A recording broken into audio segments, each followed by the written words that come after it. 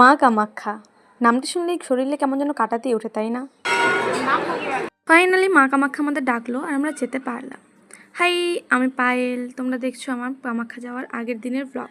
তো শুরু করি আমাদের আলিপুরদুয়ার স্টেশন থেকে। আলিপুরদুয়ার স্টেশন থেকে আমাদের রাত 8:30টায় ট্রেন ছিল কামাখ্যা জাংশন পর্যন্ত।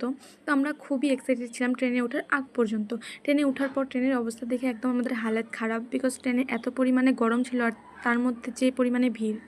তো এইভাবেই হাসতে খেলতে 5 ঘন্টা 5.5 ঘন্টা জার্নি আমরা কমপ্লিট করে আসামে ঢুকে পড়ি। প্রথমবারের জন্য আমি ব্রহ্মপুত্র নদী দেখলাম। নদীটি এত বড়, সত্যি সামনে থেকে না দেখলে বুঝতামই না। এতদিন বইয়ে পড়েছি 2880 কিলোমিটার দৈর্ঘ্য এর, কিন্তু এই প্রথম চোখে দেখলাম।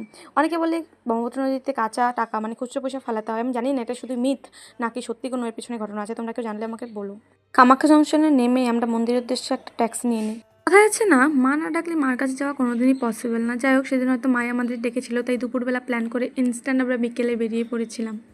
তারপর পাহাড়ের কোল বেয়ে বেয়ে সুন্দর দৃশ্য দেখতে দেখতে আমরা মন্দিরের পাশে পৌঁছে যাই, মানে মন্দিরের সামনে। আর উপরে পৌঁছেই পাহাড়ের সৌন্দর্য দেখে আমি তো মুগ্ধ। রাত্রের বেলার সৌন্দর্য এতটা ছিল জানো। 5.5 ঘন্টা জার্নিতে যতটা টায়ার্ডনেস ছিল, মন্দিরের উপরে ওঠায় মানে পাহাড়ের উপরে ওঠার পর সব টায়ার্ডনেস এক নিমিষেই চলে গিয়েছিল পাহাড়ের ফগ, পাহাড়ের সৌন্দর্য দেখে।